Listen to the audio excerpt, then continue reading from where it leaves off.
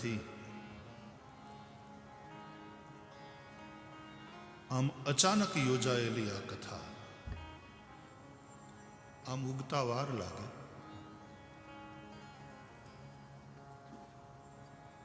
પણ આપણે ત્યાં વડલો જેમ પવિત્ર ગણાય, વડલાની પૂજા થાય. વટ સાવિત્રીના દિવસે બહેનો એની પૂજા કરે, સૂતરના ધાગાને લઈને એની પરિક્રમા કરે, આરતી ઉતારે. રામચરિતમાનસ અનુસાર વડલો વિશ્વાસનું પ્રતીક છે. ભગવાન શિવ એની નીચે બેસી અને ભગવાનને મંગલમય કથાનું ગાયન કરતા હોય છે. એ વડલાને ઉગતા વાર લાગે. તમે એની ડાળી જો વાવી દો તો એ વડલાની ડાળ કાપીને, કબીરવડ છે ને આપણે ત્યાં ગુજરાતમાં, તો એવી માન્યતા છે કે કબીરજીએ દાંતણ કરીને પછી ત્યાં ખોડી દીધું અને એમાંથી વડલો થયો ને એટલો ઘેઘૂર થયો. પછી તો કબીર વડ, એનું મૂળ થડ ક્યાં છે એ કોઈને ખબર ન પડે, આટલો એનો વિસ્તાર થયો. વાર લાગે, પણ પછી વિસ્તાર થાય એ ગજબનો, એ લોંગ લાસ્ટ હોય.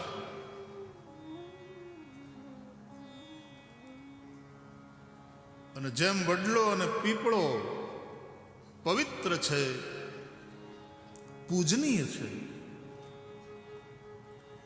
એવી જ તુલસી પણ પૂજનીય છે. પણ તુलसी छोड़ છે, वो पेड़ है और ये पौधा है. पौधे के रूप में तुलसी हमारे सनातन धर्म में बड़ी ही पवित्र, पूजनीय, महत्वपूर्ण मानी गई है. इतनी ज्यादा महत्वपूर्ण कि बिना तुलसी के पूजा नहीं होती, बिना तुलसी के भगवान कुछ स्वीकार नहीं करते. जो भी भगवान को समर्पित करो, तुलसी दल निश्चित रूप से उसमें पधराना अनिवार्य है. तुलसी के औषधीय गुण भी बहुत है. आप सब लोगों ने कई बार सुना होगा, कई रोगों में भी तुलसी बहुत फायदा करती है. रोग प्रतिकारक शक्ति को बढ़ाने में भी तुलसी का योगदान है. અમે તો નાના હતા ને પાઠશાળામાં ભણતા હતા ને ચૈતન્યભાઈ, તો અમારે ઋષિકુમારોને સવારના ચા કોફી તો મળે નહીં, અમે અમૃતપાન કરતા. એને અમૃતપાન કહેવામાં આવે પાઠશાળામાં. તમારે કરવું હોય તો તમને રેસીપી બતાવી દઉં. શરૂઆતમાં જ, આજ પહેલો દિવસ જ છે. અડધું દૂધ, અડધું પાણી, એને ભેગા કરવા, પછી એને ઉકાળવા, એમાં થોડી ચીની, જરૂર પૂરતી સાકર નાખવાની, એમાં તુલસી નાખવાની, એમાં ફુદીનો નાખવાનો અને એના પાન બરાબર સારી માત્રામાં નાખીને પછી એને ઉકળવા દેવાનું. તમને જો ગમે તો આદુના થોડા ટુકડા નાખવા હોય તો, નહીં તો જરૂર નથી. હું નથી નાખતો.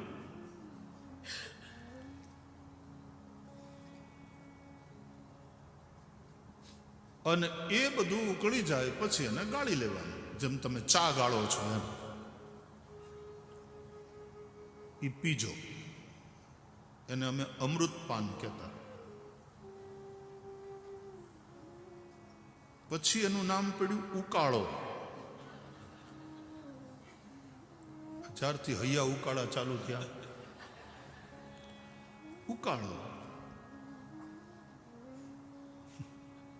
આપણી ગુજરાતી ભાષા એવી છે ને એમ કે તમે હું ઉકાળ્યું, ત્યાં ગયા તા તમે, આટલી બધી મહેનત કરી, તમે શું ઉકાળ્યું? ऐसी भाषा में हमारे लोग बात करते हैं.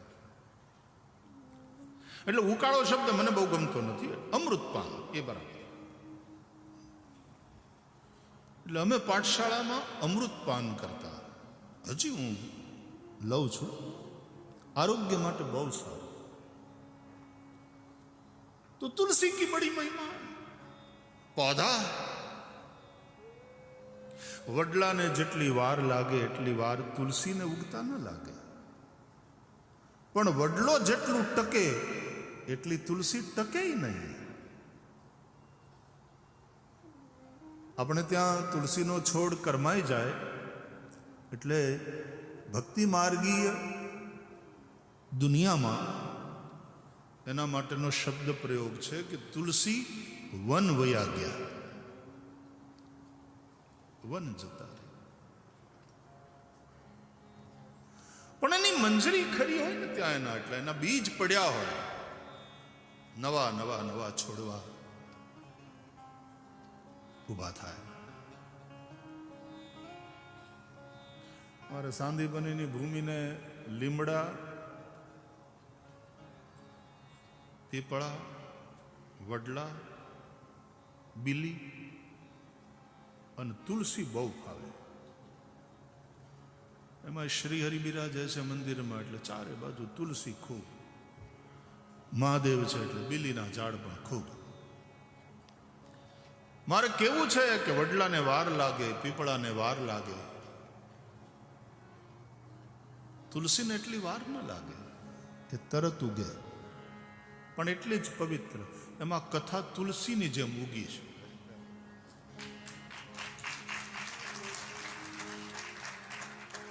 અચાનક 2.5 મહિના પહેલા ઉગી. મા કૃપા ફાઉન્ડેશનને એવું મન થયું ને આપણા ભાઈ ભજનીક મારી પાસે આવ્યા સાંદીપનીમાં, અને એમણે મા કૃપા ફાઉન્ડેશન વિશે બધી વાત કરી મને. પછી ફોનથી મને વાત કરાવી આપણા જયંતિ બાપા સાથે. એમણે એમની બધી પ્રવૃત્તિનો ચિતાર આપ્યો, અને મને આ સમય જરા અનુકૂળ હતો એટલે મેં, અને હાવ હાચુકો પાછા તમે બધા યાદ આવ્યા કે 6 વર્ષ થઈ ગયા છે, કોવિડ પછી પાછી કથા નથી થઈ, એટલે સામસામા 7 દિવસ બેસીએ અને કંઈક ભાગવતને આધારે, રામાયણ ભગવદ્ ગીતાના આધારે થોડી સાત્વિક તાત્વિક ચર્ચા કરીએ. વચ્ચે વચ્ચે તો તમે બધા આવ્યા કરો. હમણાં જ મારે વજુભાઈને જ્યોત્સનાબેન આવીને ત્યાં રહી ગયા સાંદીપનમાં. એ તો વર્ષમાં 2 વાર આવે છે. અને લંડનમાં છેલ્લી કથા એમના દ્વારા જ આયોજિત. ક્યાં આપણે વેમલી એરેનામાં. એને 6 વર્ષ થયા ને. એટલે હાવ હાચું કહું તો I was missing you people. થયું કે ચાલો 6 વર્ષ થયા છે, રાબે નથી, નોટ બેડ, ઠીક, આપણે બેસવાનું જ છે ને. વાત ખાલી એટલી છે, તમને નવા કપડાં કોઈ લઈ આવે તો તમને ગમે? નવો ડ્રેસ ગમે ને?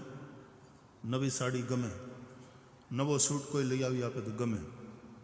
સાવ ટોટલ નવું હોય તો ગમે? હવે મારે અહીં ટોટલ નવું છે, ગમાડવું કે નહીં? મારે ગમાડવું? તમે ગમોય છો છોકરાઓ, મને વાલે છો, પણ આમ મારે ગમાડવું કે નહીં? નહીં, છે કલાકાર હે યાર, ફ્લુટિસ્ટ બેઠે. એટલે આ વખતે હું જ આવ્યો છું એકલોતા,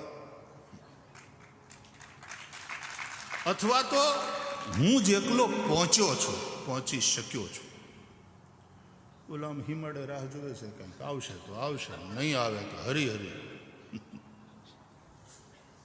સંગીત એક કથામાં સહાયક છે, અનિવાર્ય નથી. અમારા છોકરાઓ બધા, છગનભાઈના 2, આમ તો સામે બેસું ત્યારે વગાડે, કંઈક સંભળાવે. ઇન્દ્રજીતભાઈ તો પલાઠી મારીને બેસી ગયા છે. હેમાબેન બેઠી છે. અને શ્રુતિશ તો બહુ સરસ સારા મજાના કલાકાર છે. એટલે જેટલું જરૂરી છે એટલો સંગીતનો ઉપયોગ કરીશ, બાકી આપણે વાતો કરીશું, આનંદ કરીશું. પણ કથા છે તુલસી. તુલસીની માથે ન ચડાય અને તુલસીને છાંયે બેહી ન હકાય. ઠીક હે? વડલાની માથે ચડાય. અમે નાનપણમાં આપણે રમતા રમતા ચડ્યા છીએ ને, વડલા ઉપર પીપળા ઉપર, એના ઉપર ચડી શકાય. અને બહુ તડકો હોય તો વડલાની છાયામાં, પીપળાની છાયામાં બેસાય, છાંયો મળે. પણ તુલસીની ઉપર ચડાય પણ નહીં, કારણ કે એ તો છોડ છે નાનો, અને એની છાયામાં પણ તમે કેવી રીતે બેસી શકો?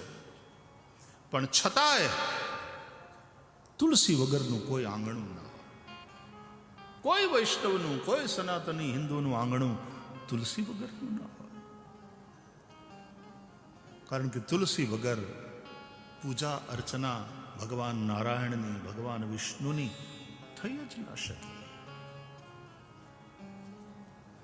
શાલિગ્રામ શિલા તમારા ઘરમાં હોય, ભગવાન શાલિગ્રામ બિરાજતા હોય, અને શાલિગ્રામનું બહુ મહત્વ છે. નર્મદેશ્વર મહાદેવ અને શાલિગ્રામ શિલામાં ભગવાન વિષ્ણુ, એનો નિત્ય નિવાસ છે. નર્મદાના કિનારે મળતા નર્મદેશ્વર અને ગંડકીના કિનારેથી પ્રાપ્ત શાલિગ્રામ શિલા, બંનેનું એટલું બધું મહત્વ છે કે આપણા સનાતન ધર્મશાસ્ત્ર અનુસાર એ બંનેમાં પ્રાણ પ્રતિષ્ઠાની પણ જરૂર નથી. નિત્ય નિવાસ છે નર્મદેશ્વરમાં મહાદેવનો, શાલિગ્રામ શિલામાં ભગવાન વિષ્ણુ. માત્ર આવાહન થાય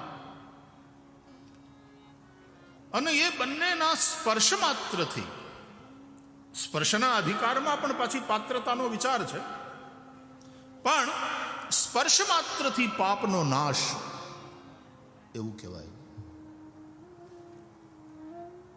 એ શાલિગ્રામ શિલાને, એટલે ભગવાન શાલિગ્રામને કોઈ દિવસ તુલસી વગર ન રખાય. આપણે ત્યાં તો આપણે તુલસી વિવાહ કરીએ છીએ ને દર વર્ષે. ગામડામાં તો તુલસી ક્યારો હોય ને, ત્યાં જઈને શાલિગ્રામ શિલા એ તુલસીના ક્યારામાં મૂકી દે, પૂજા કરે. જે લોકો તુલસી વિવાહ ધામધૂમથી કરે, વિધિપૂર્વક કરે, એ તો બહુ મોટે પાયે કરે, ધામધૂમથી જાન લઈને આવે, તુલસી વિવાહ થાય. પણ તુલસી ભગવાન શાલિગ્રામની પાસે અનિવાર્ય રૂપે હોવા જોઈએ. સાંજે આપણે ભગવાનની સેવા પધરાવી હોય ઘરમાં, તો જે પુષ્પ ચડાવ્યા હોય, ફૂલની માળા હોય, ફૂલના જે શૃંગાર કર્યા હોય, એ બધા શૃંગાર વડા કરી લેવા જોઈએ. અથવા મોતીની માળા કે મુકટ કે જે કંઈ બાંસુરી ભગવાન કૃષ્ણને શયન કરાવવાનું ને ઠાકોરજીને, એટલે પછી વડું કરી લેવાય, શૃંગાર વડા કરી લેવાય. વડા કરી લેવાય એટલે આ ભક્તિ માર્ગીય પારિભાષિક શબ્દો છે, ઉતારી લેવાના એમ ન બોલે. અરે આપણે ત્યાં તો ગામડામાં દુકાનને વધાવી લીધી એમ કે, બંધ કરી એમ ન કે. બંધ કરવી તમારી દુકાન, ધંધો બંધ કરવાનો એટલે બંધ કરી દુકાન. અમે 8:30 વાગે દુકાન બંધ કરીએ એમ ન કે, 8:30 વાગે દુકાન વધાવીએ. दुकान ने વધાવવાની तो श्रृंगार भी बढ़ा लिया जाता है।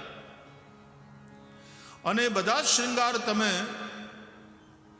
बढ़ा लो એ પછી શાલિગ્રામ ભગવાનની પાસે તો તુલસીનું એક પાન હોવું જ જોઈએ।